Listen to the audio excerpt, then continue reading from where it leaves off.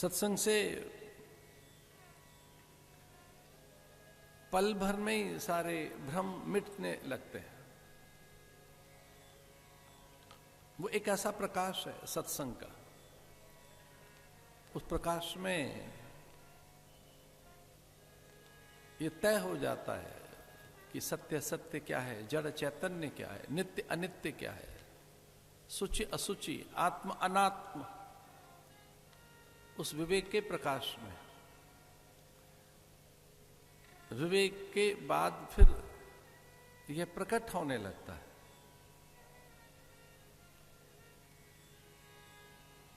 हम सब भाग्यशाली हैं, यहाँ सत्संग में कथा में बैठे हैं।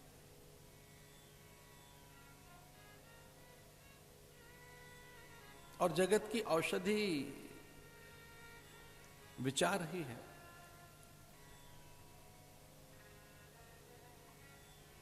विचार औषधि।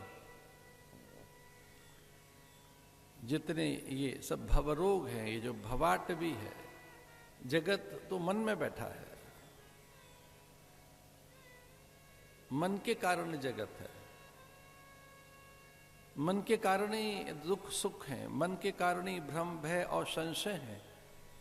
जगत बाहर नहीं है, हमारे मन में है, मन से ही दिख रहा है। ये माना हुआ है।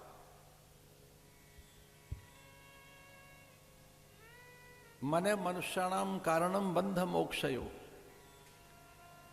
और मन ही मनुष्य के बंधन मोक्ष का कारण है। जैसे ही ज्ञान का प्रकाश आएगा, जगत रहेगा नहीं, फिर कोई दुविधा रहेगी नहीं।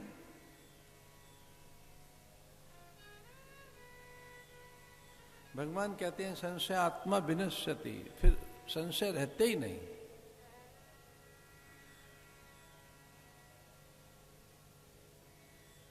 इसे ये बड़ा साधन है। कुछ करने योग्य है तो वह निरंतर कथा श्रवण ही करने चाहिए। तब कथामृतम तप्त जीवनम। संभव हो सके यथा संभव महापुरुषों की संगति में रहो, उनकी सन्निधि में रहो, उनके संसर्ग में रहो, उनके निष्ठा में रहो, उनके आश्रय में रहिए। उनके आश्रय में रहोगे तो दुख मिटते जाएंगे, अन्यथा यहां दुख मिटेंगे नहीं कभी। वो द्रव्य की अधिकता से नहीं मिटेंगे, पदार्थों की प्रचुरता से कभी दुख मिटेंगे नहीं। उच्च पद पर प्रतिष्ठित होने के बाद भी दुख तो नहीं जाएंगे। कितनी वस्तुओं की बहुलता हो, अट्टालिकाएं बनती जाएं, वाहनों की लंबी कतार खड़ी हो आपके आंगन में, आपके आसपास अनुचरों का, सेवक सेविकाओं का बड़ा झुंड हो, और पल पल मन अवांछित पदार्थ भी आपको प्राप्त होते रहें, प्रकृति पर भी विजय प्राप्त कर लें आप, कदाचित देव भी आपकी वंदना करते रहें, फिर भी उस तत्व से दूर हैं आप। वो बिना ज्ञान के प्राप्त होगा नहीं। रहते ज्ञानान्न मुक्ति। इसलिए एकमात्र कोई जीवन का ध्येय होना चाहिए तो वह भगवत प्राप्ति, वह है अपने स्वरूप का बोध, वह है यथार्थ का बोध। और यही पुरुषार्थ है, यही करने योग्य है, यही जानने योग्य है।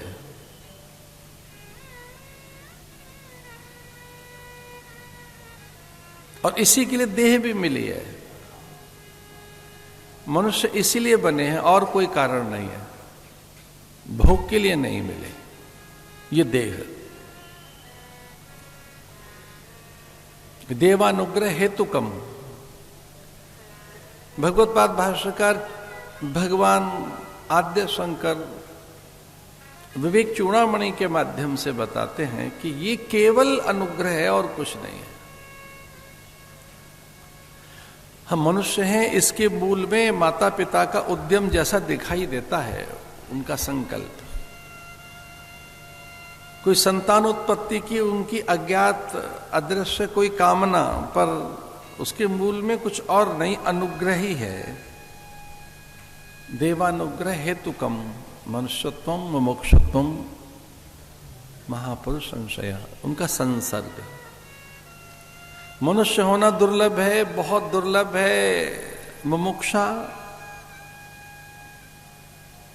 और अत्यंत दुर्लभ है महापुरुषों का नैकट्य, उनका संसर्ग।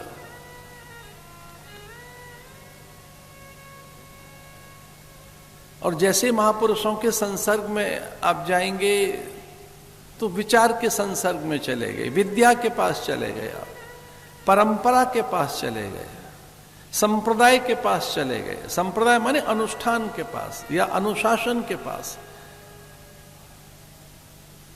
साधु एक संप्रदाय, साधु के पास संप्रदाय होता है, विद्या होती है, परंपरा, सारे मूल्य कहीं, जो दिव्य मूल्य कहीं रहते हैं तो वो साधु के पास रहते हैं, सत्पुरुषों के पास। कई जन्मों के जब पुण्य चैतन्य होते हैं तब श्रोत्रिय ब्रह्मनिष्ठ महापुरुष का संसर्ग प्राप्त होता है। जन्मांतरित भवेत सिद्धिम,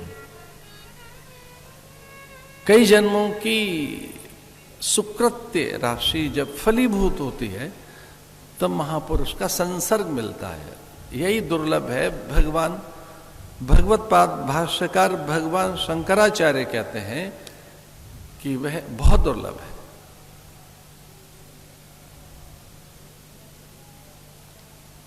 मनुष्यत्वम मुमुक्षुत्वम महापुरुष संशय, उनका संसर्ग, उनकी समीपता। चूंकि वो ज्ञान मूर्ति है, केवलम ज्ञान मूर्ति, द्वंद्वातीतम गगन सदृशम तत्वमस्यादि लक्ष्यम। वो ज्ञान मूर्ति है, विचार मूर्ति है, आनंद मूर्ति है। साधु या महापुरुष कुछ और नहीं, भगवत संकल्प की साकारता है। यह हमारा अनुभव है कि संत जीवन में आएगा तो बसंत आ जाएगा, खिल जाएंगे आप, भार चला जाएगा, भय चला जाएगा, सत्संग जीवन में प्रकट हो जाएगा, सत्संग चैतन्य हो जाएगा, आपको विद्या में प्रवेश मिल जाएगा, प्रवेश। और जैसे ही विद्या में आपको प्रवेश मिला, जैसे ही आप वहां पहुंचे तो धीरे धीरे अधिकारी बनने लगोगे, पात्र बनने लगोगे।